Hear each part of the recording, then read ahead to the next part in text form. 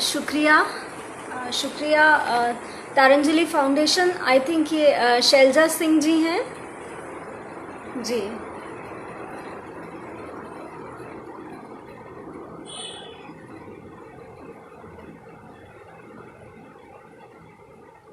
आवाज़ आप लोगों को क्लियर आ रही है? फ़ैन की आवाज़ तो नहीं ज़्यादा आ रही है? शुक्रिया सर। हमारे छिंदवाड़ा के वरिष्ठ साहित्यकार, कहानीकार और उपन्यासकार आदरणीय राजेश झरपुरे जी यहाँ जुड़े हुए हैं हमारे साथ। धन्यवाद सर, आपने समय निकाला, आप जुड़ रहे हैं।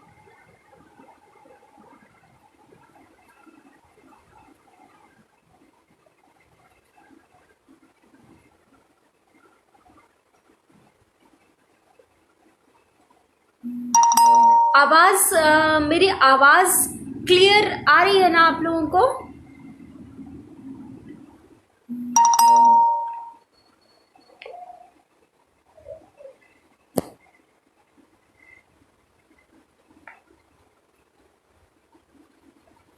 ओके, शुक्रिया श्रीकांत जी।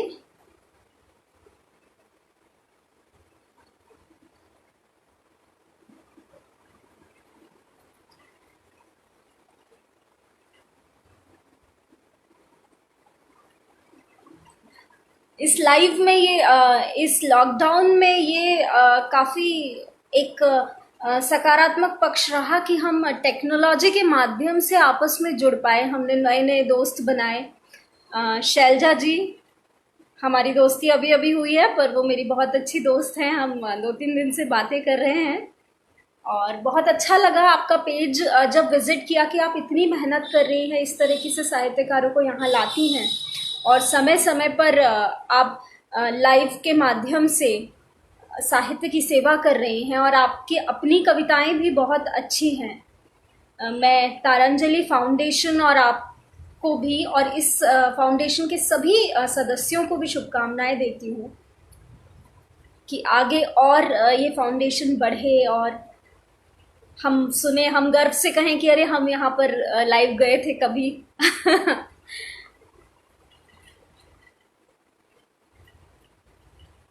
मुझे लगता है हम कविताएं शुरू करें। इस बीच कुछ और लोग जुड़ेंगे आगे।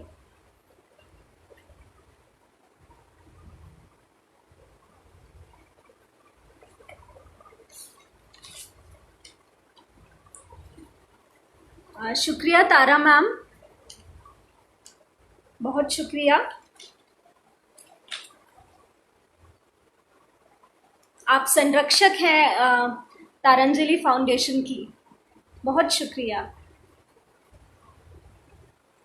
मैं अपनी शुरुआत उस कविता से कर रही हूँ जो मेरी पहली कविता थी। जब मैंने कविताएं लिखना शुरू किया तो इस कविता को लिखा सबसे पहले, और वो मेरे बेटे का जन्मदिन था। वो 1 साल का हुआ था, ये तब की कविता है। 2 साल का हुआ था, ये तब की कविता है। ले थाम डगर और बढ़ता जा, हर समय सृजन कुछ करता जा, हर मोड़ मिलेगी सीख नई, तू अंतर मन में धरता जा। जो उचित लगे उसे धर्म बना, जो सहज लगे उसे कर्म बना। मन पर ना रख बोझ कोई, और एक नया आकाश बना। कोई गिरता हो तो हाथ बढ़ा, कोई गिरता हो तो हाथ बढ़ा, अपने दिल का आकार बढ़ा। इंसानों में कोई भेद नहीं, तू ये भाव हर ओर बढ़ा। ये सोचो सबको अन्न मिले, ये सोचो सबको अन्न मिले, हर एक यहाँ संपन्न मिले। हल खीले कलम औजार बने, और हर एक को सम्मान मिले, और हर एक को सम्मान मिले। ले थाम डगर और बढ़ता जा, हर समय सृजन कुछ करता जा। ले थाम डगर और बढ़ता जा।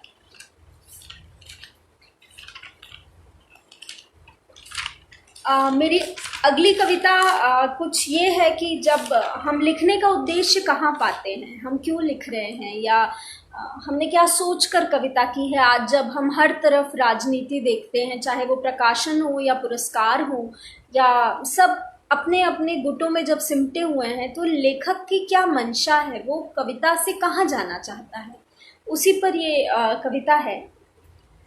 ना करो पुरस्कृत मेरी कविता, ना करो पुरस्कृत मेरी कविता, बस जन जन को पढ़ लेने दो। ना करो पुरस्कृत मेरी कविता, बस जन जन को पढ़ लेने दो। जिस भय से आतंकित लिखी गई, जिस भय से आतंकित लिखी गई, उस भय के भंजक को पढ़ लेने दो। ना करो पुरस्कृत मेरी कविता, बस जन जन को पढ़ लेने दो। गर बचपन उसमें रोता हो, गर बचपन उसमें रोता हो, हर शिक्षक को पढ़ लेने दो। गर बचपन उसमें रोता हो, हर शिक्षक को पढ़ लेने दो। भर दे सुख से हर बचपन जो, ऐसे गुरुजन को गढ़ लेने दो। ना करो पुरस्कृत मेरी कविता, बस जन जन को पढ़ लेने दो। जब आंसू मिल जाए पसीने से, जब आंसू मिल जाए पसीने से, तब ठेकेदारों को पढ़ लेने दो। जब आंसू मिल जाए पसीने से, तब ठेकेदारों को पढ़ लेने दो। बटे न्याय से हर हिस्सा, बटे न्याय से हर हिस्सा, ऐसे शासक को गढ़ लेने दो। ना करो पुरस्कृत मेरी कविता, बस जन जन को पढ़ लेने दो। आधी आबादी व्यथित लगे, आधी आबादी व्यथित लगे, तो बाकी आधी को पढ़ लेने दो। आधी आबादी व्यथित लगे, तो बाकी आधी को पढ़ लेने दो। ना पंख कटे, ना पंख कटे, ना पिंजरा हो, ऐसा भी एक घर गढ़ लेने दो। ना करो पुरस्कृत मेरी कविता, बस जन जन को पढ़ लेने दो। बस जन जन को पढ़ लेने दो। धन्यवाद अमित जी, शैलजा जी धन्यवाद, शुक्रिया दीपा कुमारी जी, कामेश्वर सिंह जी नमस्ते, चित्रा सिंह जी धन्यवाद, रोहित भैया हमारे साथ जुड़ चुके हैं। हमारे छिंदवाड़ा के बहुत बड़े चित्रकार और नवगीतकार हैं, ये राष्ट्रीय स्तर पर इनकी पहचान है, ये हमारे साथ जुड़ गए हैं। स्वागत भैया। वनिता मंच छिंदवाड़ा की संस्थापक संगीता सिन्हा जी हमारे साथ जुड़ी हुई हैं, शुक्रिया दीदी। पाठक मंच सियूनी के संयोजक पंकज सोनी जी हमारे साथ हैं, स्वागत भैया। सभी का स्वागत, सभी को धन्यवाद कि समय निकालकर आप। सुरेंद्र मेरा छोटा भाई जुड़ चुका है, स्वागत सुरेंद्र।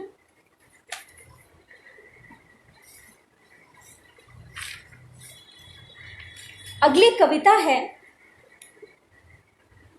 सनक, इसका शीर्षक है सनक। अब के इस बगीचे का जो माली है, अब के इस बगीचे का जो माली है, खाद पानी उन पौधों को देता है जिनमें कीड़े लगे हों। जो स्वस्थ है उन्हें काट देना चाहता है, जो स्वस्थ है उन्हें काट देना चाहता है। अपनी चोंच से कीड़े चुनने वाली चिड़िया जेल में कैद है। तितलियां भंवरे आ नहीं सकते, कोयल गा नहीं सकती। मोर आदेश होने पर ही नाचेगा, आदेश होने पर ही बारिश को बारिश कहा जाएगा। बागीचे में छोड़ दिए हैं मोटे मोटे चूहे, जिनकी सांपों से दोस्ती है। रखवाली के लिए तैनात कर दिए हैं जंगली सूअर। सब कुछ रौंदते हुए यहाँ से वहाँ डोलते हैं, भयानक आवाजें निकालते हैं। इन बेतरतीब ऊल जलूल आवाजों ने स्थगित कर दिए हैं सारे अंकुरन। बड़े पेड़ों की नीलामी जारी है, बड़े पेड़ों की नीलामी जारी है। सभी फूलों को किसी खास रंग में रंगने की सनक लिए, सभी फूलों को किसी खास रंग में रंगने की सनक लिए ये माली बागीचे को बीहड़ में बदलना चाहता है। एक कविता उसे रोक लेना चाहती है, एक कविता उसे रोक लेना चाहती है, एक मुखर मौन उसका समर्थन करता है, एक मुखर मौन उसका समर्थन करता है। निरंजन जी धन्यवाद। जी शैलजा जी, छिंदवाड़ा के बारे में, मध्य प्रदेश में है छिंदवाड़ा, और अभी आपने सुना होगा उपचुनाव होने वाले हैं। अभी कमलनाथ जी मध्य प्रदेश के मुख्यमंत्री थे, ये कमलनाथ जी की ही कॉन्स्टिट्यूएंसी है, वो यहीं से आते हैं। और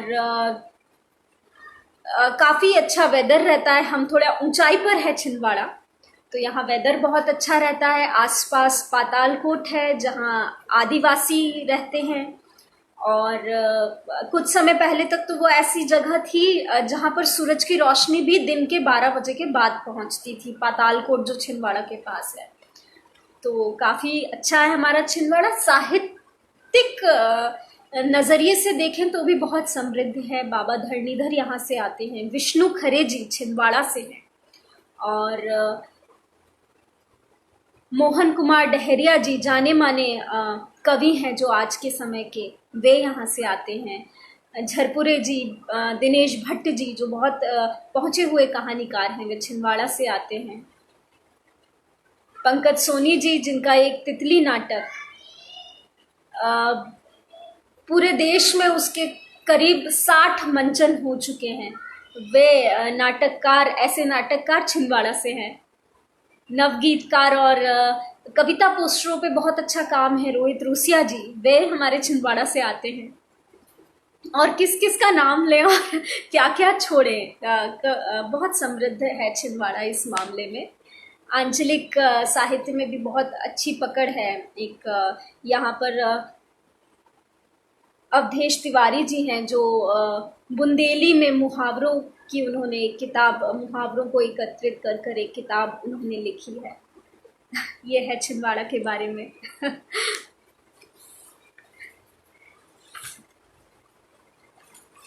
एक कविता है छिंदवाड़ा की छुटकी।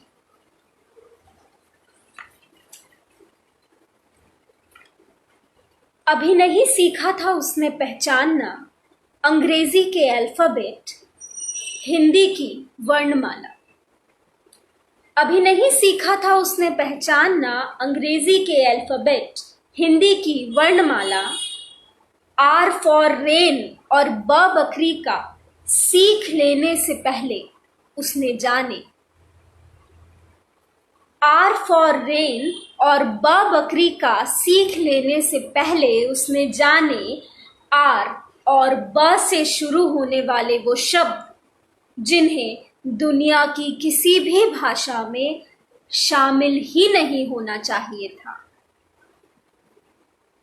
हा से हल जानने से पहले उसने जानी हा से हैवानियत, क से कलम थामने से पहले वो क से कानून में उलझी हुई है। इसके पहले कि गिन पाती उंगलियों पर अपनी उम्र, इससे पहले कि उंगलियों पर गिन पाती अपनी उम्र, 1, 2 और 3, उसने जिया एक लम्हा, उसने जिया एक लम्हा जो दिनों, दशकों और शताब्दियों से बहुत ज़्यादा लंबा है, जो दिनों, दशकों और शताब्दियों से बहुत ज़्यादा लंबा है।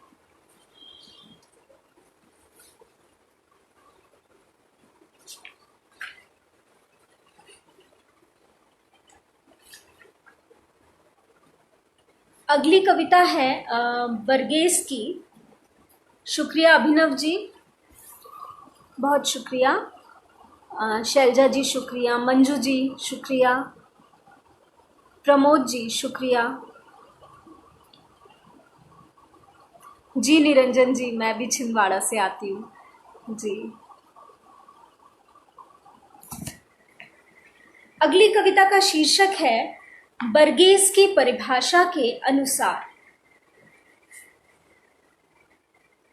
यदि राष्ट्र एक आबादी है, यदि राष्ट्र एक आबादी है जिसकी साझा भाषा व साहित्य हो, यदि राष्ट्र एक आबादी है जिसकी साझा भाषा और साहित्य हो, तो हमारी साझा भाषा है प्रेम और साहित्य है संविधान। साझा परंपराएं तथा सही व गलत की साझा चेतना हो तो हमारी परंपरा है भाईचारा और एक दूसरे को सुरक्षित व सम्मानित महसूस कराना ही साझा चेतना है। हम शान से भारत नाम के भौगोलिक भूभाग में रहते हैं। हम शान से भारत नाम के भौगोलिक भूभाग में रहते हैं। हम किसी कड़वे अतीत की तरफ नहीं, बल्कि एक सुनहरे साझा भविष्य की ओर देखते हैं। आपके पास यदि ऐसी कोई भी परिभाषा है, आपके पास यदि ऐसी कोई भी परिभाषा है जो इस बंधुत्व की चमक को फीका कर सकती है, तो बंधु उसे बदल डालो। अब हम अपने बच्चों को किसी फसाद का हिस्सा नहीं होने दे सकते। अब हम अपने बच्चों को किसी फसाद का हिस्सा नहीं होने दे सकते।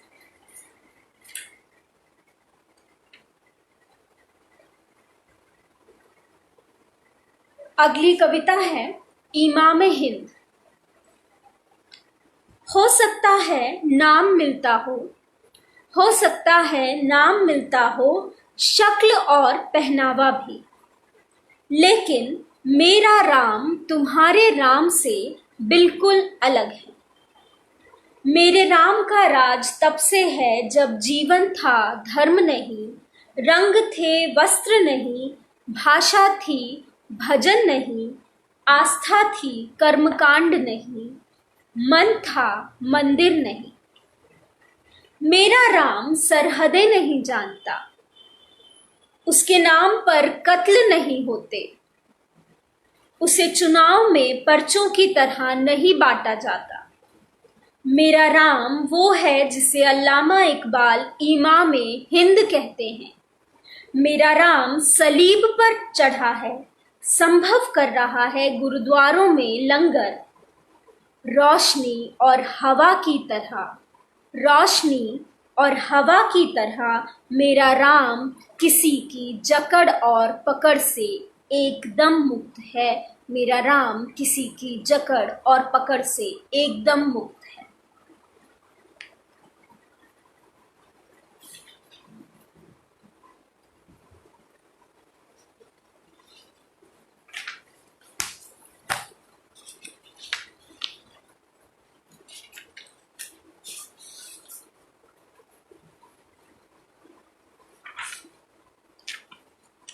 एक छोटी सी कविता है चेतावनी।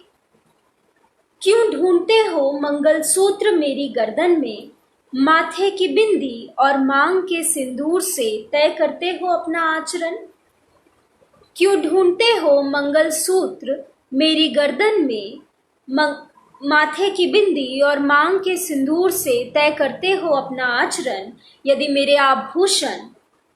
मेरे आभूषण तुम्हारी सोच को नियंत्रित करते हैं और तुम्हारे शरीर को नियंत्रित करते हैं मेरे वस्त्र, तो चेतावनी देती हूँ किसी नवजात बच्ची को गोद में मत उठाना, किसी नवजात बच्ची को गोद में मत उठाना।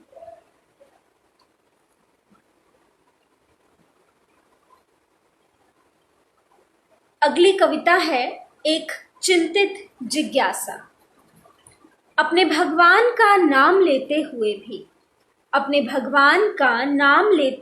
भी यदि तुम्हारे हाथ से हथियार नहीं छूटते, दिल से नफरत खत्म नहीं होती, तो बताओ कौन सा धर्म है तुम्हारा जिसे तुम बीच चौराहे जलील करते हो। मुझे अपने बच्चे को इसी धर्म से बचाना है। मुझे अपने बच्चे को इसी धर्म से बचाना है।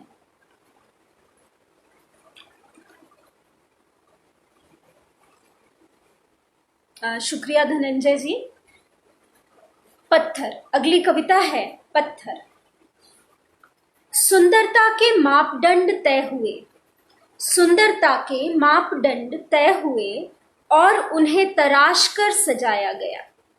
सुंदरता के मापदंड तय हुए और उन्हें तराश कर सजाया गया।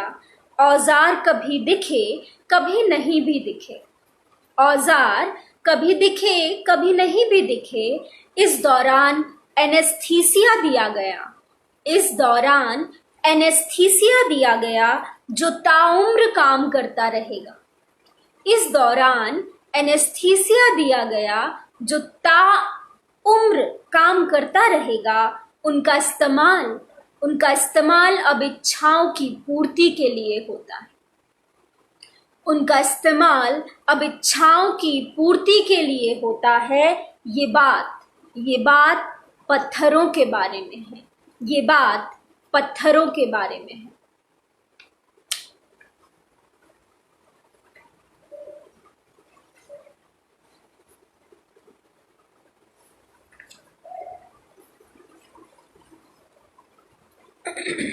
अगली कविता है धर्म की सार्थकता।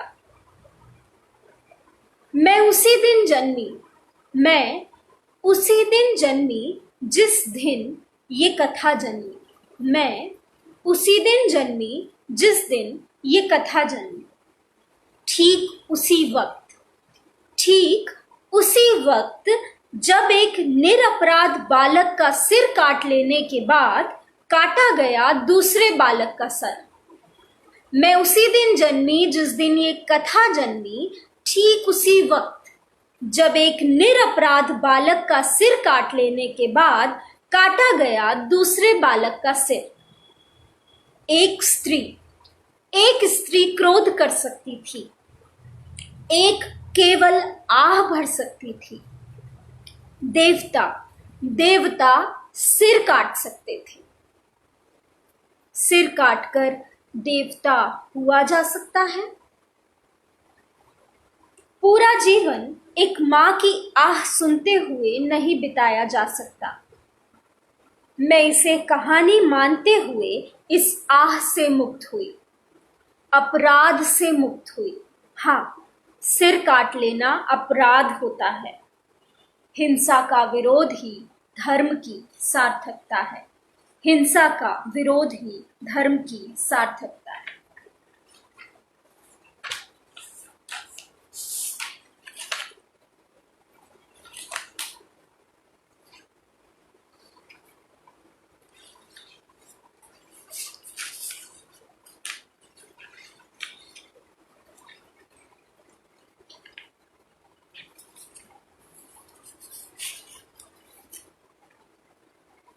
अगली कविता है कहानी के ऊपर ये कविता है।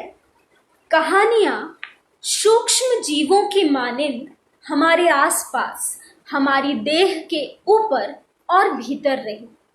कहानियां सूक्ष्म जीवों की मानिंद हमारे आसपास, हमारी देह के ऊपर और भीतर रही। कमजोर पड़ते ही याद दिलाया कि अब सुधारो अपना खान पान या कोई दवा करो।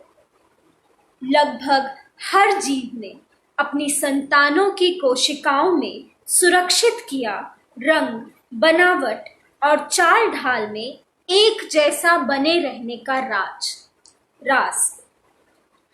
केवल इंसानों ने सुरक्षित किए अपने अनुभव, केवल इंसानों ने सुरक्षित किए अपने अनुभव कहानियों की शक्ल में।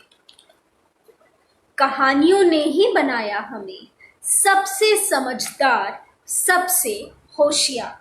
कहानियों ने ही बनाया हमें सबसे समझदार, सबसे होशियार। अभी कहानियों का बहुत दौर चल रहा है। जिसकी बात लोग सुनते हैं या सुन रहे हैं, वो अपने मन से कुछ भी कहानी बना के और परोस देता है और हम मान भी लेते हैं। अतीत को भी बहुत तोड़ मरोड़ के हमारे सामने दिखाया जा रहा है। तो उस पर एक छोटी सी कविता है। उसकी कहानी में मेरा मेरी कहानी में उसका, उसकी कहानी में मेरा, मेरी कहानी में उसका गलत होना लाजमी है।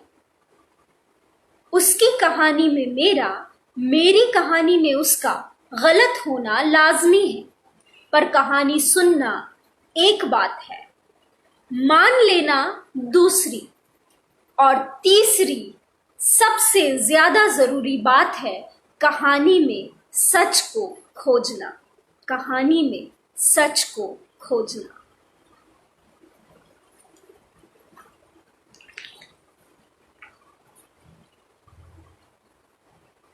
अगली कविता है उम्मीद। बच्चों से क्या उम्मीदें हैं, बच्चों के लिए मैं क्या सोचती हूँ कि आने वाले समय बच्चे कैसा बनाएंगे इस दुनिया को। बच्चों से उम्मीदें हैं, बच्चों से उम्मीदें हैं, बच्चों से सपने जिंदा हैं। बच्चों से उम्मीदें हैं, बच्चों से सपने जिंदा हैं। है जितना जहां भी धुंधलापन, वो सारा सब धो डालेंगे। बच्चों से उम्मीदें हैं, बच्चों से सपने जिंदा है जितना जहां भी धुंधलापन, वो सारा सब धो डालेंगे। जब दुबके दुबके होंगे सब, वो चुपके चुपके निकलेंगे, और हथियारों में कैद हुआ सारा लोहा पिघला देंगे। ये धरती जितनी रीति है, ये धरती जितनी रीति है, वो उसको उतना भर देंगे। सारे लोगों से आंख बचा बीज प्यार के बो देंगे। बारूद यहाँ पर जितना है, सब फूकों से उड़ जाएगा। गूंजेंगे हंसी ठहाके यूं, उन्माद धरा रह जाएगा। खेल खेल में फिर एक दिन वो युद्ध क्षेत्र में पहुंचेंगे। खेल खेल में फिर एक दिन वो युद्ध क्षेत्र में पहुंचेंगे, और रंग बिरंगी गेंदों से तोपों के मुंह बंद कर देंगे। और रंग बिरंगी गेंदों से तोपों के मुंह बंद कर देंगे। वो इंसानों के हाथों से जंजीर आजाद कराएंगे। वो इंसानों के हाथों से जंजीर आजाद कराएंगे, और डाल के झूला जंजीरों का ऊंची पेंग बढ़ाएंगे। और डाल के झूला जंजीरों का ऊंची पेंग बढ़ाएंगे। शुक्रिया मंजू जी, बहुत शुक्रिया।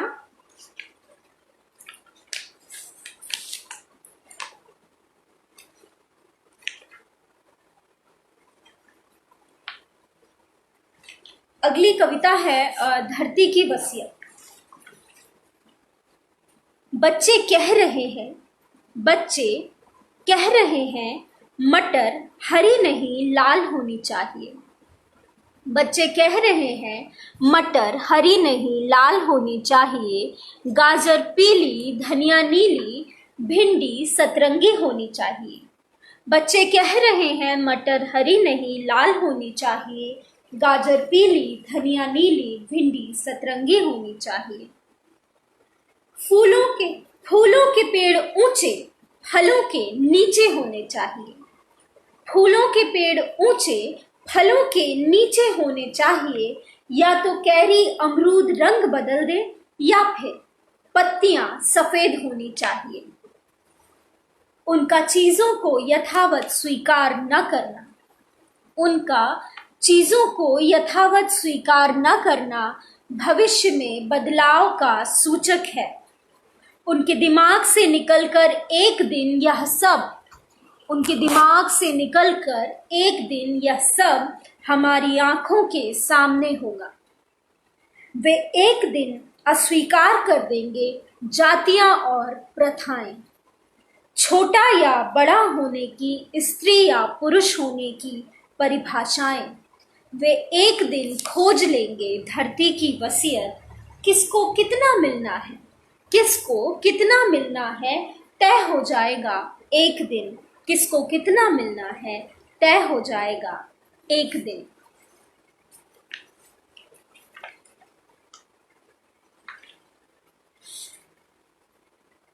अगली कविता है मैं खिलाफ हूं।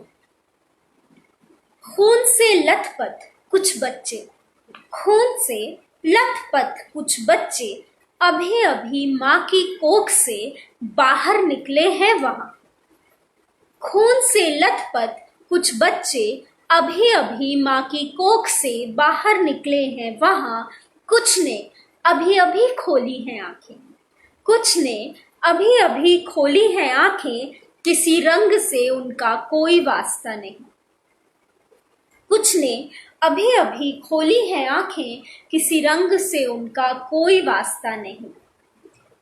निकाल रहे हैं अजीब लेकिन सुरीली आवाजें, निकाल रहे हैं अजीब लेकिन सुरीली आवाजें, अभी उनकी कोई भाषा नहीं।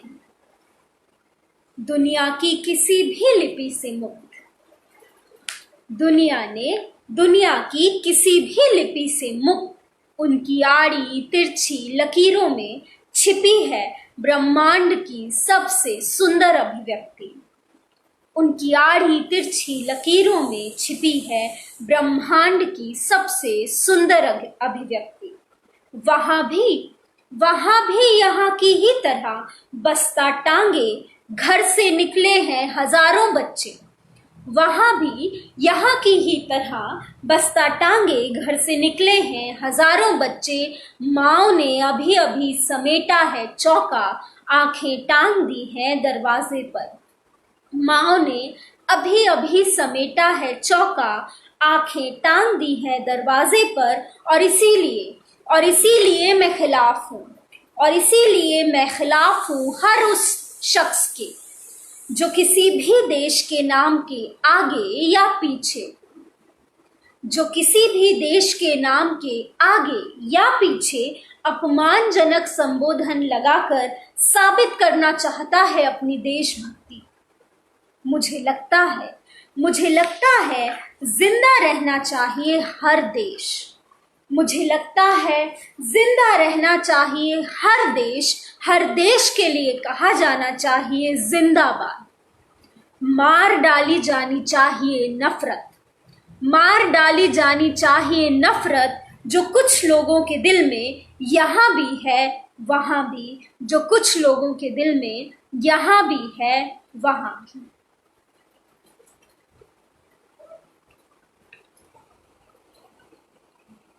शुक्रिया शैलजा जी, शुक्रिया मंजू जी, शुक्रिया।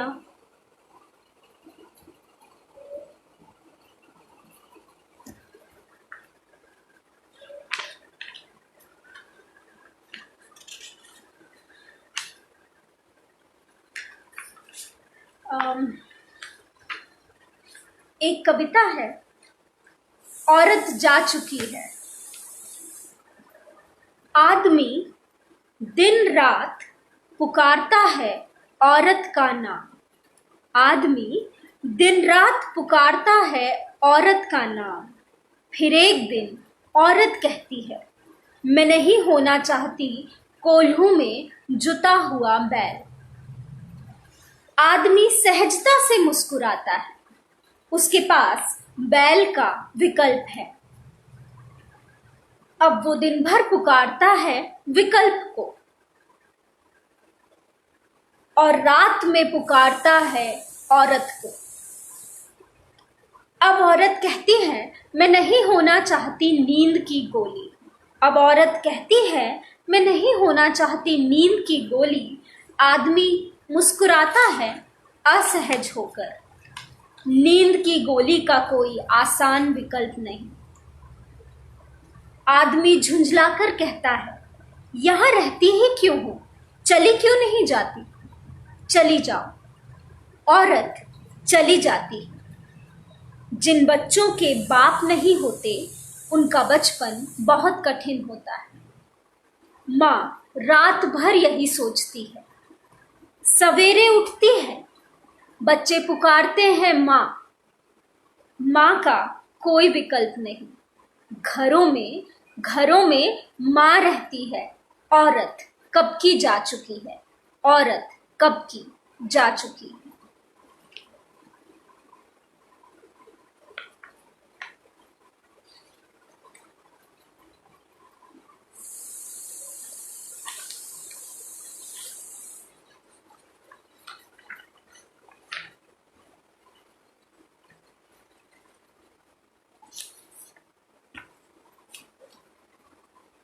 ये स्त्री रचनाकारों को समर्पित है कविता। और आज की नहीं, सदियों से ऐसा नहीं है कि स्त्रियों ने कविता नहीं की। बच्चों ने जो पहली कविता, जो पहला गीत सुना वो माँ से सुना। स्त्रियां हमेशा से ही रचनाकार रही। उन्होंने लोरियां बनाना, कहानियां गढ़ना, ये हर स्त्री ने किया है, तो उनको समर्पित है ये कविता। इसका नाम है गुमनाम कविताएं। कुछ कविताएं सलीके से गोल की हुई रोटियों में हवा से भर गई। कुछ कविताएं सलीके से गोल की हुई रोटियों में हवा से भर गई। कुछ फंसी रही बर्तन रगड़ते जूनों में। कुछ बिस्तर पर बेमन से उतरते कपड़ों के साथ जहन से उतर गई। कुछ झूलती रही छाती से लगे और घुटने घुटने चलते बच्चे के बीच। कुछ सड़क पर गिर पड़ी जब नजरों से बच बच कर निकलना पड़ा उन्हें। कुछ कविताएं छूट गई मायके की देहरी पर। कुछ थी प्रेम कहानियां सो छिपा कर रखी गई। कुछ कागज पर दर्ज नहीं हुई क्योंकि गृहस्थी बसाना लिपि सीखने से ज्यादा जरूरी था। कुछ कविताएं कोख में मार दी गई। कुछ जली सुहागन रहते, कुछ विधवा होने पर जला दी गई। कुछ बह गई फटी एड़ियों से रिश्ते खून के साथ। तो अब जब भी लिखो कविता पर किताब छोड़ देना कुछ कोरे पन्ने कि इनके बिना अधूरा है इतिहास, अधूरी है कविता, अधूरी है वे सारी प्रतिस्पर्धाएं जिन्होंने सदी के महानतम कवि को स्थापित किया, जिन्होंने सदी के महानतम कवि को स्थापित किया।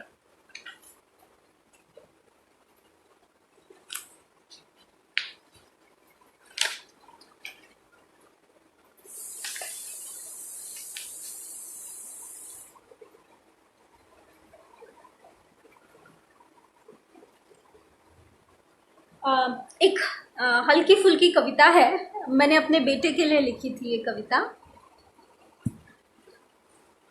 कब सोचा था घुटने घुटने चलकर वापस आएगा। कब सोचा था घुटने घुटने चलकर वापस आएगा। भूल चुकी जो गीत पुराने फिर से याद दिलाएगा। कब सोचा था घुटने घुटने चलकर वापस आएगा। भूल चुकी जो गीत पुराने फिर से याद दिलाएगा। फिर जानूंगी होते हैं कितने आकार पराठों के। बचपन के सारे स्वाद बनेंगे हिस्सेदार किरानों के। फिर झूलों और मेलों से यारी अपनी हो जाएगी। कलम कागजों से होकर दीवारों पर चढ़ जाएगी।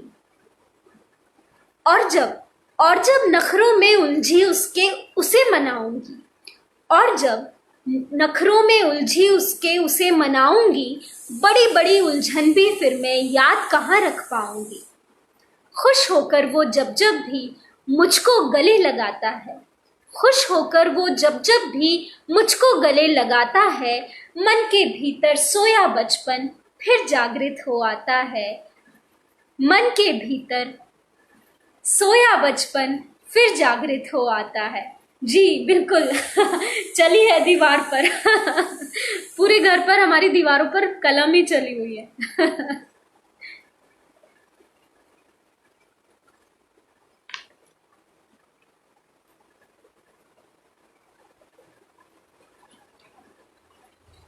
एक कविता है गांधी 150। स्थितियां बदली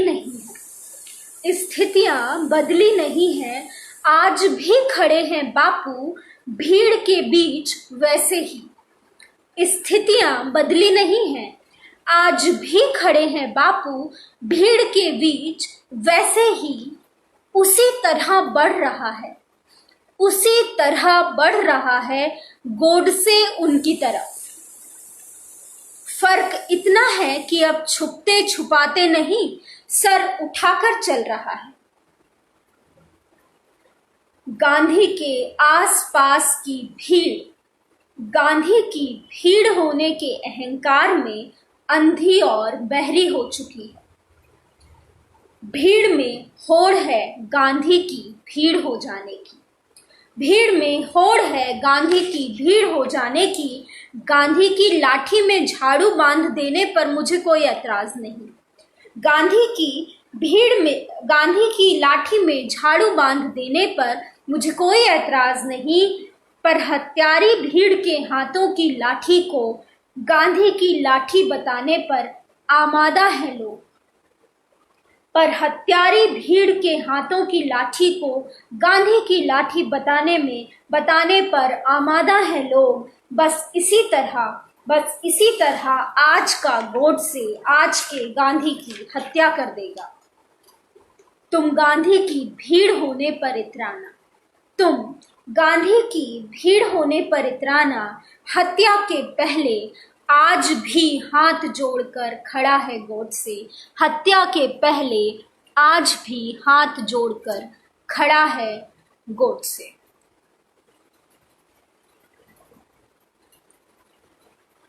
अंत में एक गीत के साथ मैं खत्म करती हूँ आज का काव्य पाठ। थक नहीं न हार तू, थक नहीं न हार तू, उतर नदी की धार तू। थक नहीं न हार तू, उतर नदी की धार तू। जमा के पैर रह खड़ा, हारा है वो जो ना लड़ा। थक नहीं न हार तू, उतर नदी की धार तू। जमा के पैर रह खड़ा, हारा है वो जो ना लड़ा। हार के पलों में भी तू जीत का ऐलान कर। थक नहीं न हार तू, उतर नदी की धार तू। थक नहीं न हार तू, उतर नदी की धार तू। जो बह रहे हैं धार में, जो बह रहे हैं धार में है एक ही कतार में। जो बह रहे हैं धार में है एक ही कतार में। वो फिर से लौट आएंगे, तुझी को आजमाएंगे। तू उनकी आजमाइशों को हिम्मतों का गीत कर। थक नहीं न हार तू, उतर नदी की धार तू। थक नहीं न हार तू, उतर नदी की धार तू। झूठ पर जो है खड़े, झूठ पर जो है खड़े करके छल बने बड़े।